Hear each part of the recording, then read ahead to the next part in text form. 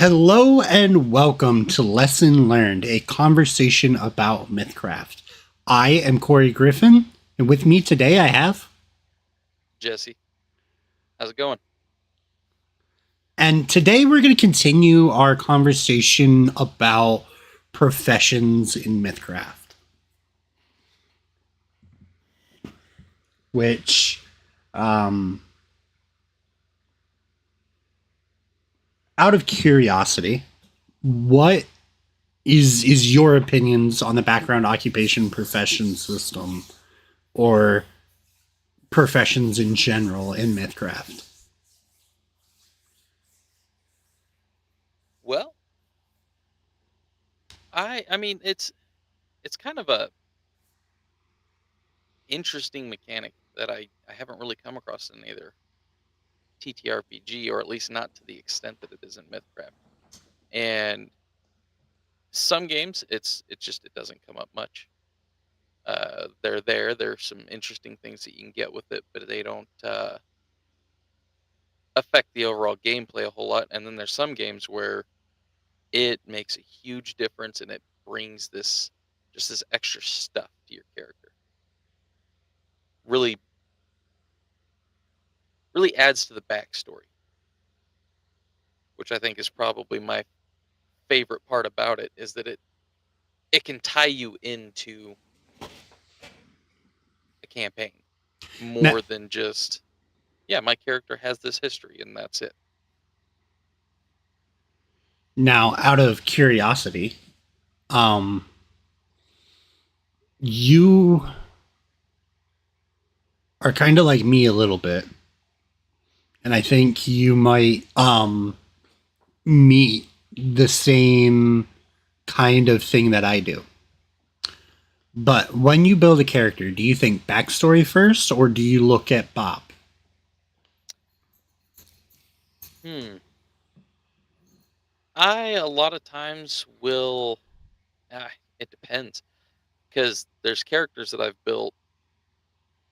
I have this story in mind, and then I find what I can to make that story work mechanically. And then there's other characters where it's like, okay, here's the story. I'm going to build a character that's part of that story. Let's look at what's available, and then I build a story based off of what I find. I think more often than not, it's been the second way of building a backstory based off of what I have available. Right. Right.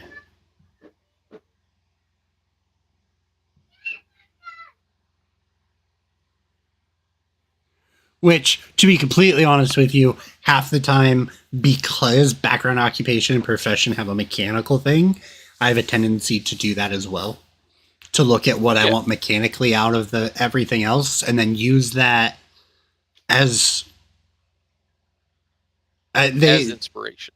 right. And uh, it is sometimes said that the most creativity is written in constraint. So Yeah. having that almost constraint set up for you helps a lot with your creativity, especially if you're someone like myself that just has so much going on sometimes. So much in my head that I want to tell and hundreds of different stories and stuff like that, that it just 100%. it having those constraints that are like, okay, we're making a pioneer today.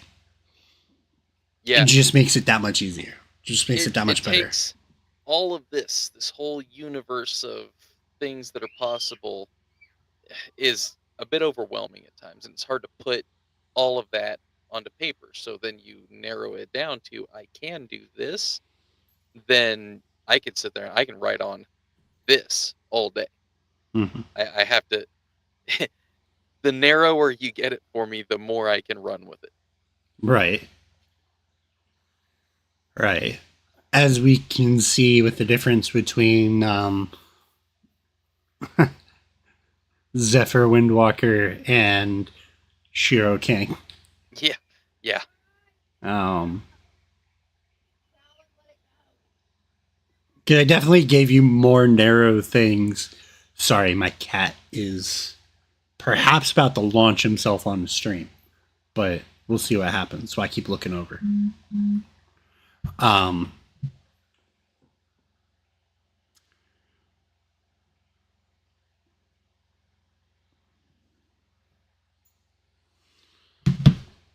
but with that being said, we are actually going to start with pioneers. That's why I said we're making a pioneer today. Do you have any experience playing a pioneer? A little bit. I think I've made one or two. And honestly, they can be wildly different because one of them I've got, he's just like a guy from a fishing village. He has this fishing village that he started, and then there's others that are more focused on actually going out and doing stuff. Right.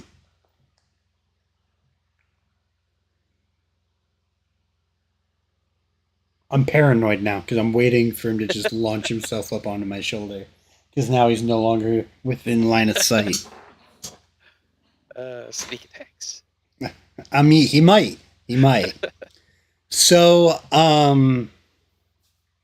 as a pioneer, like, you are always pushing the boundaries and charting new territories. You have a thirst for adventure, and I heard the bell. Anyway, and discovery. You're not afraid to like venture into the unknown. You're a builder, a farmer, a protector. You create new settlements and carve out a place for yourself and those who follow you in your wake.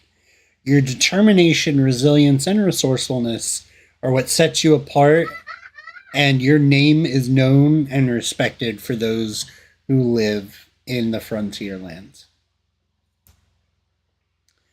Our starting equipment that we get for being a pioneer is going to be a traveler's pack, a wood splitting axe, brigandine armor, a tool or kit, simple clothes, a hooded cloak, a 2-person tent, mess kit, rations, we're going to get 7 days worth, 5 torches, a tinderbox, water skin, and 50 feet of rope.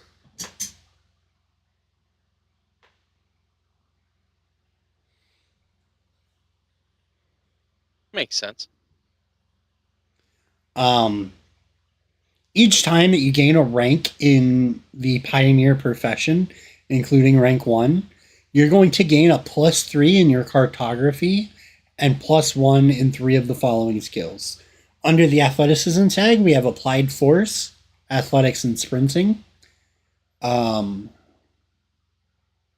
the crafting tag, we have carpentry, cartography, cooking, glass blowing, jeweling, leatherworking, masonry, pottery, smithing, weaving, and wood carving. Under the influence tag, we have empathy, leadership, and persuading. Under the knowledge tag, we have geography, medicine, land, and water vehicles. Under the luck tag, we have scavenging. Under the observation tag, we have intuiting and perceiving. Under the stamina tag, we have distance running and forest march. And under the survival tag, we have animal handling, foraging, nature, navigating, sheltering, sneaking, and tracking.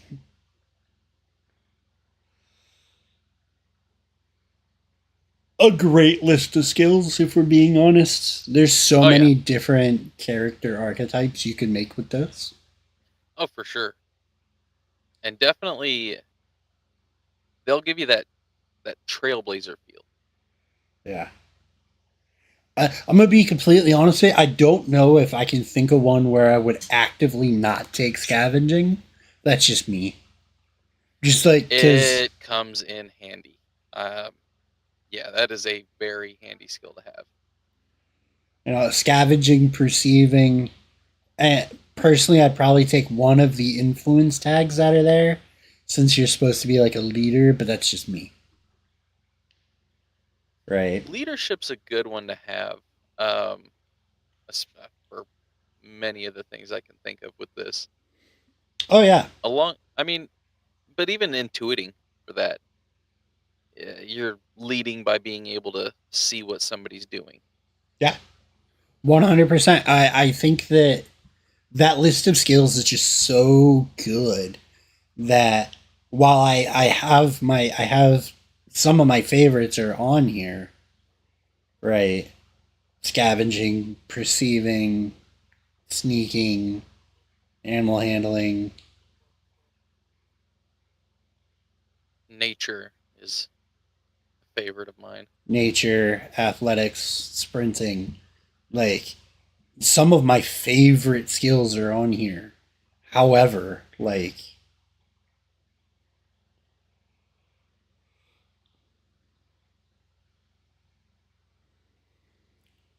I mean, it's also I try to whenever I'm building something that I have a good list of skills to pick from. I try to pick a few that I think will definitely come in handy and like I see me using this a lot, I see me using this a lot. And then I try to take a couple that are this character should have this. Whether it comes up or not, they should have this. all right, and then you argue for it every single time. Yep. Um, so the ability that we get with the pioneer is going to be called Homestead. When you become a rank 1 pioneer, and every time you gain a rank in the profession, you expand your control over an unclaimed tract of wilderness. At rank 1, we own a plot of undeveloped frontier land approximately 20 acres in size. The land is assumed to produce enough water and food to sustain a household. Additionally, you have made arrangements to have a place of residence constructed on your land. The residence is large enough to house you and 6 companions and will be completed and ready to inhabit 6 months after you first make these arrangements. I think this is a lot of fun. But much like we talked with the Honorable, this could also run into the trap of dominating downtime. Yeah. So again, as anyone who runs a game, anyone who is the myth crafter, don't let that happen. Yeah. Let them have their fun. I'm not saying don't let them have their fun. I'm saying don't let it dominate the downtime. Yeah, and I mean it could be viewed as like a very situational profession. As it's something that won't come up a lot in some games if you're traveling a lot. But you could also view that as just because you're traveling a lot doesn't mean you can't make contact with it. And that doesn't necessarily have to be handled directly all the time. You can just not really write it off, but I mean, handle it as, yeah, some letters were sent, things are fine, we're all good, moving on. Even going into detail, I feel like about the letters and stuff like that is perfectly fine. Yeah, exactly. Right. Again, Mythcraft is intended to be much longer in its timeline for its adventures. Yeah. Unlike other games that the timeline's a lot shorter.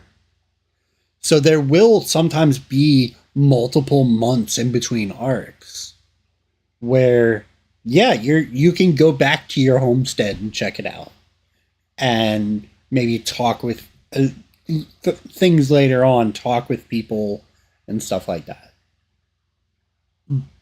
But don't let that overcome your story as a mythcrafter. If your player who is a pioneer refuses to leave his homestead, then that player needs to bring another character. Yeah. If they want to play the game. Adventure if you can't leave your homestead. And maybe that's a bit blunt. I know I'll probably get a little bit of flack for that.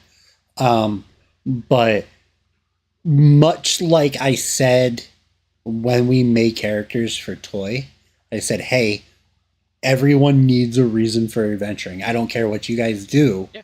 We'll build a reason for you guys to be part of the adventure. Which became massively impactful for every one of your characters when we worked out what was your reason for adventuring. in a fantastic way. Yeah. You know, um, because yeah, as a storyteller, I grabbed them all and decided to tie them all together in a super tight knot, and then told the story, right?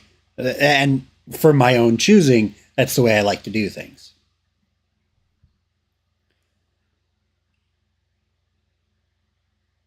That being said, even if one of you guys were a pioneer, you wouldn't, Yeah. in our story, you probably wouldn't be going back home to take care of that stuff. That being No, said, there would be a reason though that we left. It wouldn't just be, yeah, you're a pioneer, but we're gonna go off over here and we're never gonna talk about that again. It's no, still gonna come up. It would be written into the story. I right. say written into the story. It's not scripted, but there would be time made for it. It's not scripted, but I have more notes for that story than I do some of the books I've tried to write. Right. But it's not scripted, but I do still make plans and stuff like that. Yeah. Um, another thing is like we're almost 20 minutes in and have only talked about rank 1. Are we really? Yeah, we're That was 17 minutes fast. in. Yeah. But not letting it dominate the off session, the downtime episode sessions is super important, right? Yeah. But like I said in the other video, you could also take this and make a campaign out of who are your 6 companions, right? It is the lead, like you would be taking the leader role in a story, but even in that story, your 6 companions that are maybe defending your homestead from monster attacks or whatever. I would still have just as much downtime dedicated to them and their interactions with the other people in the homestead as you. I'm using you as the pioneer. Yeah. Um, So that brings me back to when you asked about what my view of professions and backgrounds are. mhm. Is that's a perfectly valid thing for any of these professions. Each one of them could lead to its own story. Mhm. And that story isn't just focused on the one person because like you say you would take the leadership role, but that's like you're basically the mayor of this town. Those other 6 people are part of that town.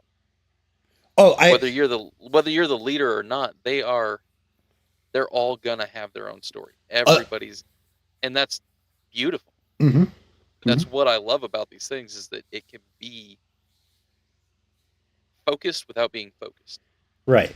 To be completely honest with you, the leadership role is one of the roles in TTRPGs that I think most people don't talk about enough and is just as important. Yeah. That being said, having a good leader in a leadership role, like a good leader role in a TTRPG, I'm gonna say it, and anyone that listens to the podcast would agree with me. I think Usuri plays a extremely efficient leader for the party. Does that mean he doesn't listen to everyone else's ideas and maybe change his opinion on what you guys are gonna do? Absolutely, he does. There are many examples of it. And that's not to say that he's the only one who's played a leadership role either. No, I We've just we've which yeah, I get. And I mean, we've all taken turns at it. He does a fantastic job of it. and it fits his character to do so. Absolutely. I'm not saying it doesn't. And I'm not saying that you all haven't like had leadership moments. But if I was going to say who is the leader of that crew, Oh, of the Tales of Yavard crew, yeah, Yusuri hands down. Yeah. Okay. That's not saying that Goron hasn't stepped up and been like, this is what we need to do. Yeah. That's not saying 100% Karen us into doing some specific things. That's not saying that like none of the rest of you have autonomy, because this is where I think Joey as a player is amazing. When he built his leadership character, he built in someone that listens to his crew and then makes decisions. Yeah. Right. Well, and I guess that brings me to what people call the leadership role when they do talk about it can often get misinterpreted as one person taking charge and everybody just following. And that's not at all what the leadership role is. No. The leadership role is just kind of guiding everything. It is the role that I tend to take when I play. Like the TTRPG roles or Mythcraft specific roles will probably be its own video. Or party roles may take its own video and its own conversation that would be a fun one. That would be a very fun one. Because there's multiple roles like that, and no character needs to only fit one. Oh yeah. And there's a million ways to take care of all of them. We'll get back to that. We're gonna put a pin in that before I just go ahead and turn this video into that. Yeah. I don't think that for as long as me and you can talk, I don't think we can stream. So at rank 2 of our first profession, Pioneer, you establish a means of sustaining your homestead. You get to choose either farming, fishing, or logging. This choice grants you benefits at this rank and at rank 3. So for farming, you have cleared 2 acres of land that is now ready for planting, orchards, or livestock. You may hire up to 3 laborers who will work the land and produce harvest worth 1d10 silver coin per week after expenses. Once per year, your crops produce enough bounty that you can store enough food for you and up to 6 companions for up to 3 months. You can also bring this crop to market, and for each month's worth of crops that you sell, you earn 4d10 plus 20 silver coins.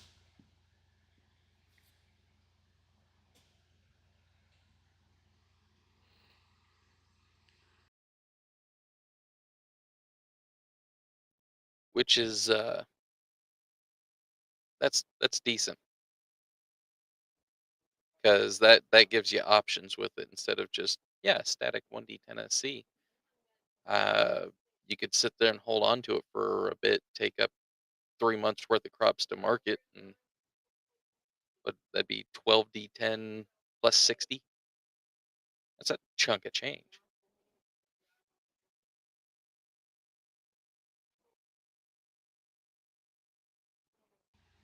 Yeah, it is. So the next option that we get is the fishing option. Your property borders a lake teeming with fish. You can hire up to 3 laborers to build and maintain a fishing ship that produces fish worth 1d10 silver coins per week after expenses. When your lake is not frozen, it produces enough food to last 3 creatures to eat indefinitely. Which, indefinite sustainability, we like it. Mm-hmm. And the last one that we have is going to be logging. Your land encompasses a vast forage that produces quality lumber or timber. You may hire up to 5 laborers to chop and sell this wood locally, earning 2d10 plus 5 silver coins per week after expenses. Additionally, your reputation has attracted other homesteaders. You may choose to construct one option from the community's upgrade list that becomes established based on your homestead. So that list, if you don't mind bouncing back and forth as we go down the list, we're going to go ahead and read that. That's fine. I do want to mention that that last bit there is separate from the logging. That was a typo at one point, but there is a distinct paragraph separation, the additionally reputation part, Okay. because the community upgrades are part of it no matter which specialization you take. Okay. Definitely something to think on. I had to ask about that at one point and make sure it was logged in the rules, because it was at one point accidentally combined with the logging. All right. So the first community upgrade building that you can get is a blacksmith. A skilled blacksmith moves in to ply their trade, constructing a fully functioning forge and domicile on your homestead. Every week, the blacksmith produces 1d8 simple tools and or simple weapons. You earn a small tax from sales that the blacksmith makes, earning you 2d10 silver coins per week, or 3d10 silver coins per week if you have a mine shaft.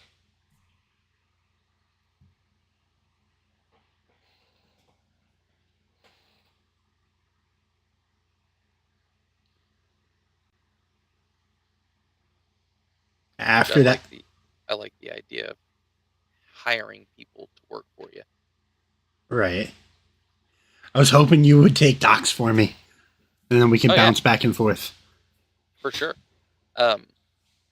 Docks requires a bordering river, lake, sea, or ocean. You order the construction of a small commercial dock on a body of water within or bordering your homestead. This building produces fish for settlement consumption as well as allows trade via water routes. The fun part about this one is you can take that even if you don't take fishing. Yeah. Yep. The next thing that we're going to come up to is farm. Up to 10 acres of your homestead is sold to a local farmer who will work the land and produce enough food to feed the entire community. This also earns you 10 silver coins per week.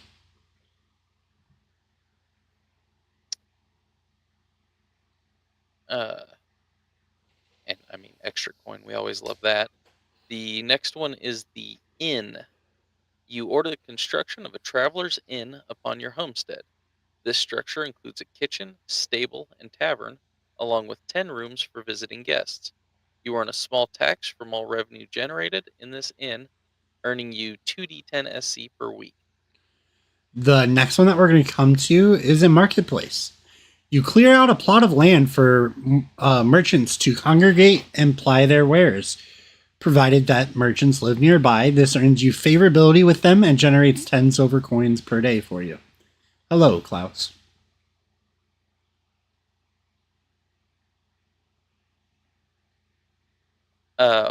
Following that is the mine shaft that was referenced in the blacksmith section there. Surveyors locate valuable minerals on your homestead. At minimum, you will find either iron ore or clay, which you can sell to manufacturers for 20 SC per week. Your MC might also decide that you find precious metals or other substances underground. Construction includes a barracks for miners. The next one that we're going to come to is a palisade wall. You construct walls around the heart of your homestead, securing your land against the threat of invasion. Can't argue with that. Then we have the tailor. A skilled tailor moves in to ply their trade, constructing a fully functioning weavery, storefront, and domicile on your homestead. Every week, the tailor produces 1d10 clothing items. You earn a small tax from sales the tailor makes, earning you 1d10 plus 5 SC per week, or 2d10 plus 5 SC per week if you have a farm. Then we're going to have... that there's combos. Right. Then we're going to have the tanner. A skilled leatherwork moves in to ply their trade, constructing a fully functioning tannery storefront and domicile in your homestead. Every week, the tanner provides 1d6 leather goods. You earn a small tax from sales the tanner makes, earning you 2d10 plus 5 silver coins per week. And last but not least, we have the watchtower. You install watchtowers around your homestead for use by the local militia, allowing additional vigilance against potential threats. Solid options in there. Mm-hmm. Yeah. Um, Very customizable choices. Right. There's very different styles that you can add to your homestead that way. So at rank 3 of Pioneer, your homestead grows up to 40 acres.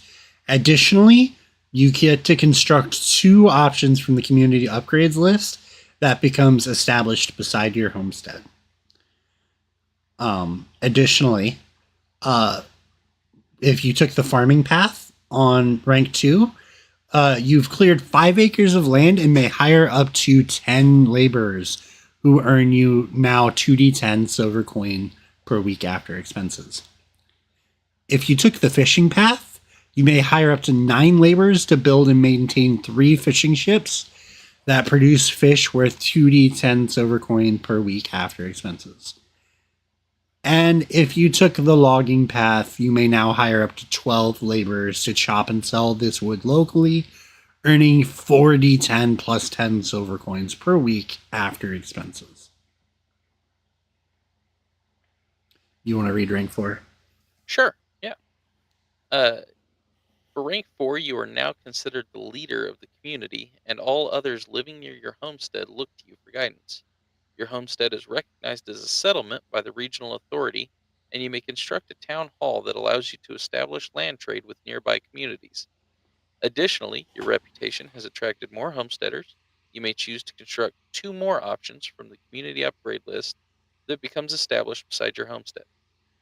And then at rank 5, you are often recognized as a frontier mayor and may send penalties to the regional authority. Or petitions to the regional authority. That changes it a lot. Big difference on that one. Additionally, your reputation has attracted even more homesteaders, and you can choose to construct 2 more options in the community upgrades list that has become established beside your homestead. Which I believe is a total of 5 of those, if I'm not mistaken. I was going to say you are mistaken. It is 7. Yep. So you get all but 3 of them by the end. Because there's 10 on the list. So if you had to choose 3 to keep off, what would it be? Oh. Again, that varies from character to character. For, say, the one that I've got that runs a fishing village. Yeah. The 3 that I don't see him using would be like the palisade wall, the watchtower, and the farm. Just because those 3 things don't really speak to a fishing village. So to be completely honest with you, unless I know I'm in like dangerous area, palisade wall, watchtower, probably going to be the 2 that until I start getting attacked, I'm not going to worry about it too much. Yeah. And then the 2 that there's 3 that I'm back and forth with, right? That would be Tanner, Blacksmith, and Mineshaft. Whichever one I don't take, I'm taking the other 2. Fair enough. If my town gets attacked, then I start looking at what else can I live without. I love the combos though, so I might choose not to take an inn or. Which, yeah, I guess having the farm you would want if you had the tailor. Right, because it gets you more money. Yeah. Now, so I built an interesting character at one point that was more themed around being a baron. And this was just kind of a play around character that would I would love to see the light of day, but he's for a very specific kind of campaign. Right. And I took the pioneer, but I did knave as the background and did the honorable also. So he had the manor with its defenses and stuff like that, and then a community that he was watching over. And Klaus, there is no grenade crafter to create bombs for the homestead.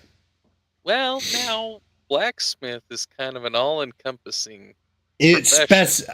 grenades are not simple weapons. That's fair.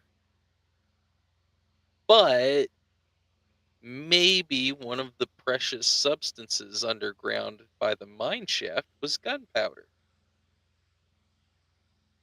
Well, that's an alchemical substance, but the things you need to make gunpowder.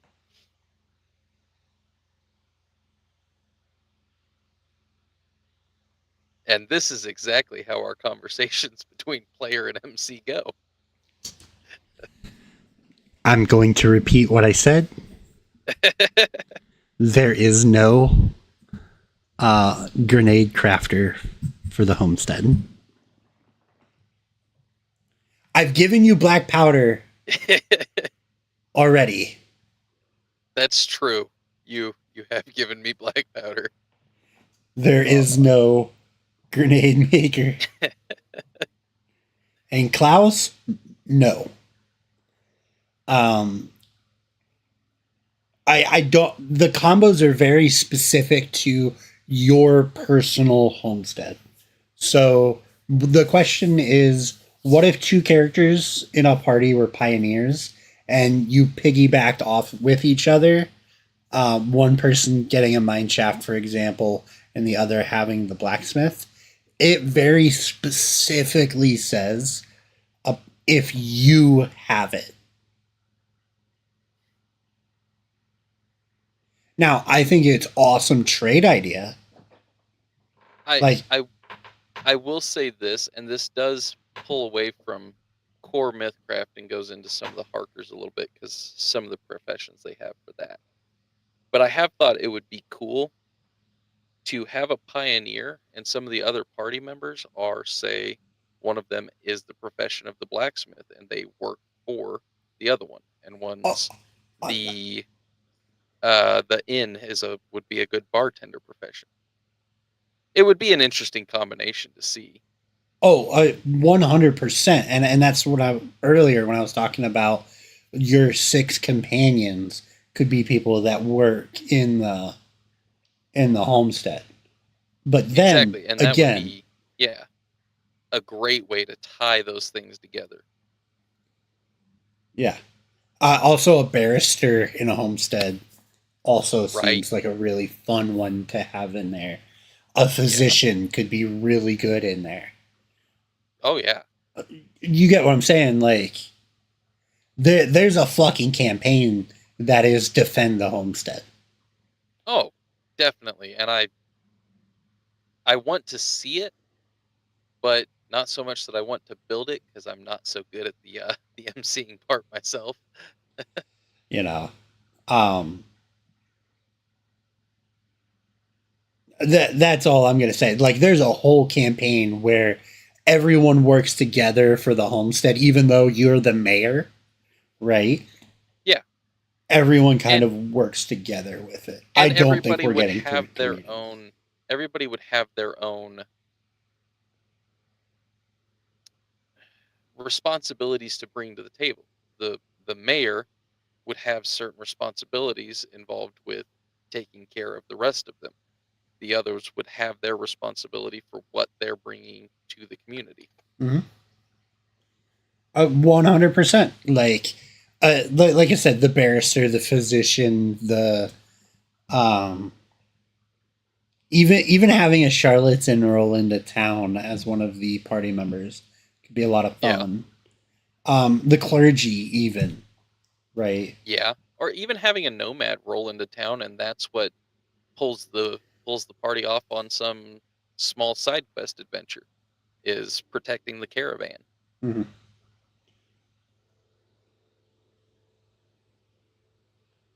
A lot of fun ways to go with that.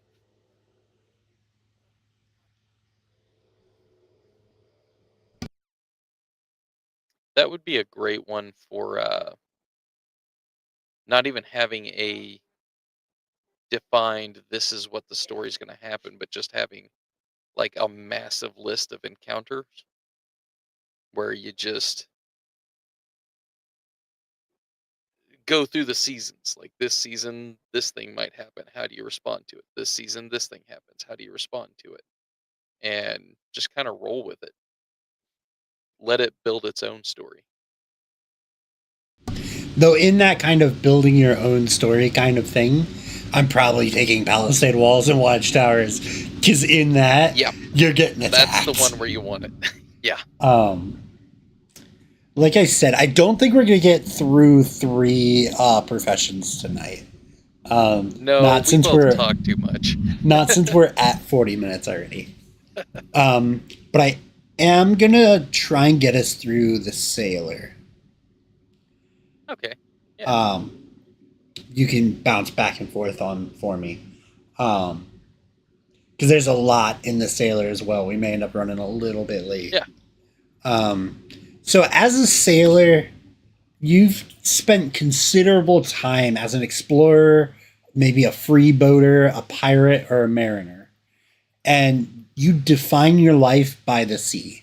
From skiffs to frigates, you know your way around a ship and are as comfortable in a raging storm as you are in a pleasant breeze. You embrace freedom, adventure, and danger as a way of life as you traverse the trading lanes or explore parts of the unknown, never knowing what might be waiting over the next wave. Now, the reason I really wanted to get to Sailor with you is because of Zephyr from Tales of Yavard being the only sailor in a pirate themed, Yeah. The only sea adventure themed campaign. Yeah. How do you feel about that? It was surprising. I wasn't really expecting that whenever we all met up together and was like, this is what I am. And I'm like, oh, I'm the only one. All right. But it's worked out. I mean, everybody's still a sailor. It's just not mechanically a sailor. Right. So our starting equipment that we're gonna get is gonna be a rucksack, leather armor, a one tooler kit, simple clothes, a mess kit, 5 days worth of rations, utensils, a bowl, a flask, 50 feet of rope, and a compass. So the skills that we're gonna get as a sailor, including at rank 1, is gonna be +3 to water vehicles and a +1 in 3 of the following skills. With the acrobatics tag, we have balancing. With the athleticism tag, we have applied force and athletics. With crafting, we have cartography, cooking, and wood carving. Under influence, we have intimidation and leadership. Under knowledge, we have astrology, astronomy, geography, economics, medicine, and military. Under luck, we have both of the luck tag skills, fortuity and scavenging. Under the observation, we have intuiting and perceiving. Under performance, we get to choose one instrument or entertaining. Under stamina, we have menacing. Under subterfuge, we have evading and sleight of hand. And under survival, we have nature and navigating.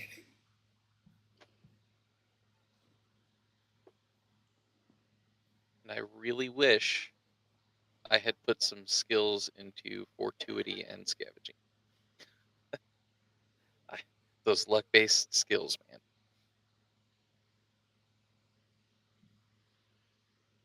I will also say that it's odd that as I'm the only one that gets that guaranteed vehicles water bonus, I don't have the highest vehicles water bonus in the group. You really don't. Um, I think we've made this joke before. Zephyr is the sailor.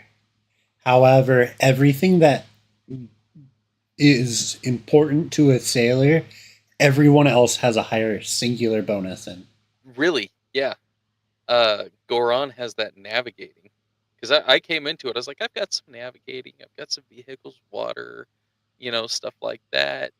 And then those two just are like, yeah, I have those. Way more. Um, it's a lot of fun. But you have like the base knowledge better than they do. Yeah. Right? Like because you I've can got do the both of them. exactly. I've got the jack of all trades thing. Mhm. I love the dichotomy. You wanted to start going into the Sure. ability for me? When you become a rank 1 sailor, and every time you gain a rank in the sailor profession, your reputation among NPCs with your choice of mercantile, military, or underworld backgrounds improves. Rank 1, you have the skills and knowledge to secure a temporary position on a trading, privateer, pirate, or exploratory vessel and earn 10 SC for every week spent working in a friendly port.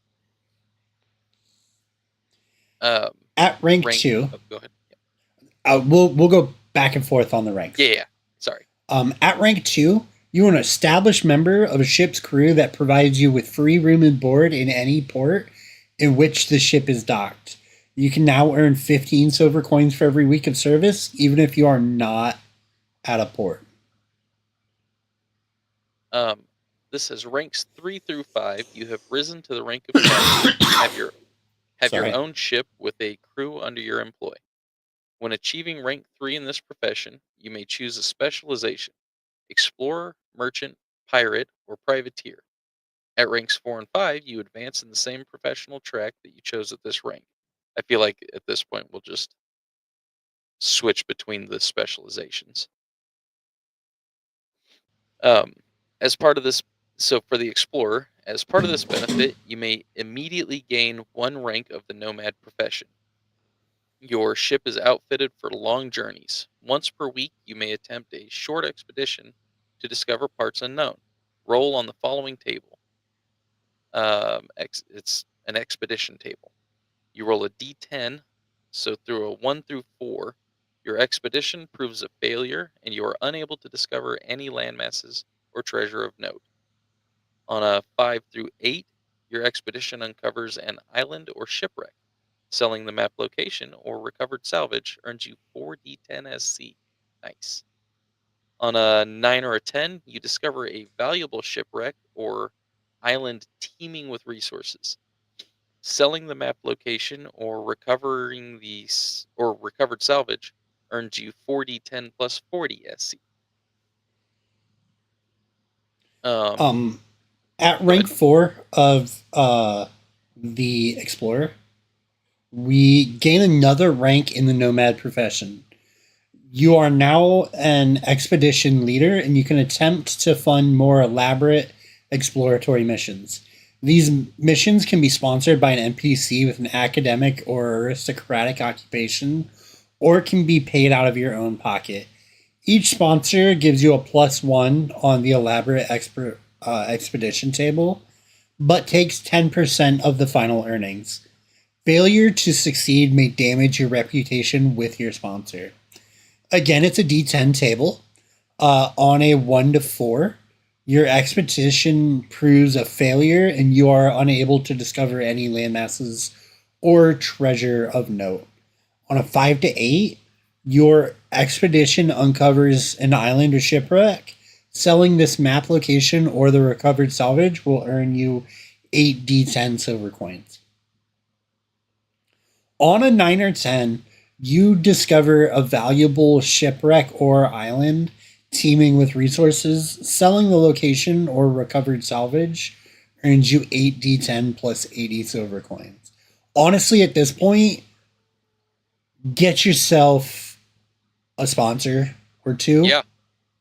Because you're increasing that by 1 each time. Personally, I would give up 40% of my 8d10 to guarantee every uh, expedition I get something. Yeah. Because I would still be making the same on less. I would make the same amount as I did the rank before this, but guarantee every week I made something. Yeah. Yep. It takes away the chance of failure. But that's me. I know some people are a bit more greedy than that. Yeah, and I mean, if it was like a roll with a skill, I think I'd be more likely to not worry about a sponsor. But since it's just a D10 roll, I've rolled pretty low on some D10s. Yeah. Rank 5 of this is you are now a famed explorer, and your name is spoken with awe by NPCs with academic or aristocratic occupations. You are twice as likely to find sponsors among these groups. The next elaborate exploratory mission you successfully complete will result in a small landmass being named after you and will earn you double the associated payment. That's awesome. Additionally, you gain the ability to communicate rudimentary ideas to any intelligent beings, even if you do not speak their language, and gain a +3 to intuiting checks regarding understanding unknown cultures, customs, or languages. That's interesting. That's actually really, really good. Yeah, Um, I Also, love the just like, fact that you can get a island named after you. yeah, yeah, that's just amazing. Um, the next specialization is going to be the merchant. At rank 3, as part of this, you immediately gain rank 1 of the trader profession. Every week, you may perform a trade mission that earns you 2d10 silver coins in addition to your trader income. When entering a new port, you can locate any specific shop, services, or trading house within 1 hour. At rank 4, you are now a company merchant. Gain another rank in the trader profession. You hire an additional ship and no longer need to be present on board to run a trade mission. And then at rank 5, you gain an additional rank in the profession, and you are now a company master. And you may end up employing up to 3 trading vessels. I'm That a has some huge chances for coin gain. And you get 3 ships. You're talking 60, 10 silver coins every week, and you don't have to actively do it. Yeah. And that being said, you've got rank 3 in the trader, which means you could, while they're out earning you coin on the ships, you could be sitting in port at a market earning your own coin. Yeah. That is a lot of fun. Yeah. And the next specialization is Pirate. As your rank 3, as part of this benefit, you may immediately gain 1 rank of the thug profession. That's cool. Once per week, you may take your ship out to plunder a trading lane, earning you 8d10 plus 80 SC, but drawing the attention of the local authorities. Every week spent plundering this region will earn your ship a cumulative 50 SC bounty that increases the chance of direct conflict with military or privateer vessels. You become aware of one safe port in the region that will never attempt to collect your bounty. at rank 4. Just saying. That Yeah. might be where Zephyr goes. At rank 4, we gain another rank in the thug profession. You are now a pirate master and have a second ship under your command. Your plunder now earns you 12d10 plus 120 silver coins, and you now know the location of every safe port and harbor within your home region and can spend 1 week discovering a new one in the regions that you visit. And at rank 5, you are now a pirate lord and may have a total of 3 ships in your fleet. Your plunder now earns you 20d10 plus 200 SC. That's a lot. And your infamy causes all but the bravest merchants to surrender without defense. You have a +3 intimidating against anyone within 5 miles of the port in which your ships are docked. That's crazy. That is, yeah, that is so much silver coin. And everyone's just going to give up. Like, Yeah. Just immediately. Nope, you can have it. now if you can't tell, there's a particular story group in the Tales of Yvard that does have a rank 5 pirate. A couple of them, actually. But anyway. The next specialization that we're going to come into is the privateer. Um, as part of this benefit, you may immediately gain one rank of the soldier profession. Your ship and crew are well known to the military of your home region, and you may accept military contracts. These contracts pay 40-10 silver coins and generally include providing escort for supply ships, hunting dangerous pirates, or protecting endangered ports. Each completed contract provides +1 goodwill with local settlements. At rank 4, gain another rank in the soldier profession. You are now a commodore and have outfitted your ship for serious military engagements. You may now take contracts to hunt down dangerous bounties. Completing these contracts pays 8d10 SC and earns you an audience with any official with an aristocratic or military occupation if they have 4 or fewer professional ranks. And at rank 5, you're now an admiral in your home region's navy and captain one of the strongest ships of the line available. As a part of this benefit, you immediately gain one rank in the honorable profession.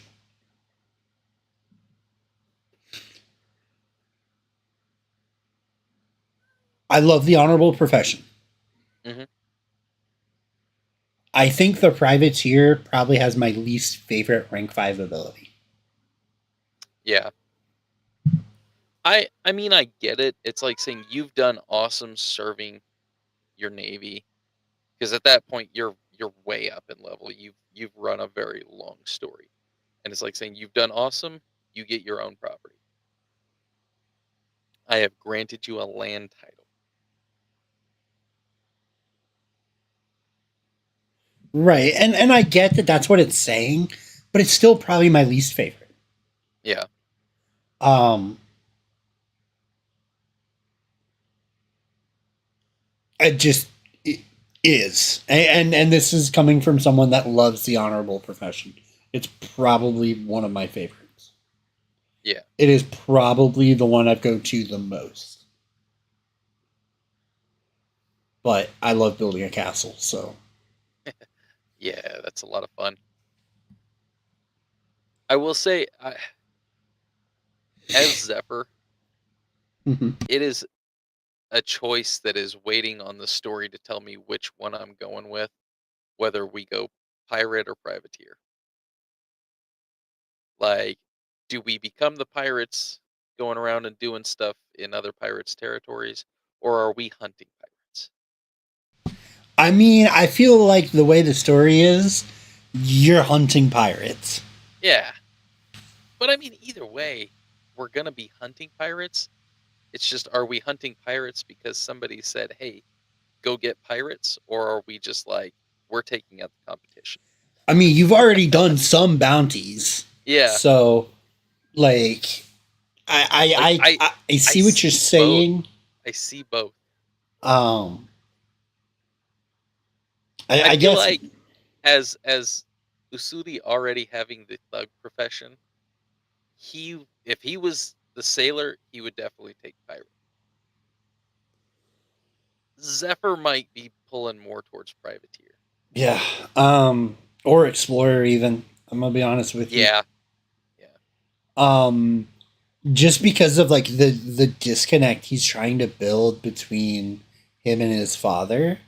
yeah, I'm as much as like I'm not gonna tell you what you can or can't do, right? Story wise, I would honestly hate Zephyr going pirate more than anything else. yeah, I can see him going merchant over pirate. yeah. That's the thing. He's got so many different potentials, if Mm-hmm. that makes sense. Like Mm-hmm. he's kind of sitting on this cusp of which way is he gonna lean, and it could go any direction. And all 4 of these just All four they of them have are potential. amazing, and all Yeah. four of them have potential, because like you could run into, becoming the thing that you're fighting against by becoming a pirate, right? And I could see that, but Yeah. at the same time, with his current crew, I don't think you're gonna be pirating. Yeah, You're not gonna go attack the shipping lanes. that's fair, because I hadn't really thought about it in the terms of plundering the shipping lanes. I've just thought of it more as plundering the pirate lanes, plunder the plunderers. Ah. But that fits the privateer better. Right. I was gonna say, like, what you're saying is literally the privateer. Yeah. um. Yeah. I don't think Goron would let us be pirates. Not that type of pirate. Right. I mean, I don't know. He's had some interesting twists lately. Maybe I can play with the knife Fair. a little more. Just keep wiggling the knife, keep pushing him in a weird direction. Just bring that little psychoanalyst from the prison back. Her name was Psyche, and she was not Psycho. All right. Well, that's debatable. At this point, I'm gonna put. We're only getting through 2 tonight. You're the Robin Hood of pirates. Yeah. But that is a privateer, though. Like, yeah, they pirate the pirates. Pirating the pirates.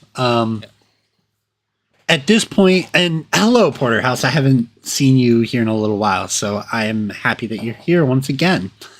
At this point, I am going to ask our chat if we have any questions. Go ahead and type them in for us. While you guys are typing, I want to do an ad for our #1 sponsor. Baron of Dice is your one-stop shop for premium wargaming dice. Their dice are hand-poured with premium resin materials and colored dyes. Each die is hand-mixed to the desired result and then carefully swirled with 2, 3, or 4 colors in a silicone mold before being laser engraved with a wicked symbol, hand inlaid and finished in a matte or gloss polish. There are no imperfections in their dice, no balancing issues, no micro bubbles or mold lines. This is the difference between you can quite literally feel and hear a difference with their dice. Whatever game you play, whatever style your team, they're ready to elevate your game. All right. Thank you for doing that for me. But most of our chat is saying they've already asked their questions. So I'm going to say thank you, chat, for asking questions. I enjoy answering questions when we talk about it. Thank you, Jesse, for being here and being the distraction through so many. This episode's gonna be a fun one to watch back and listen to. Yep, we are always chaotic. That we are. Am I currently bringing up my actual outro script for this? Yes, I am.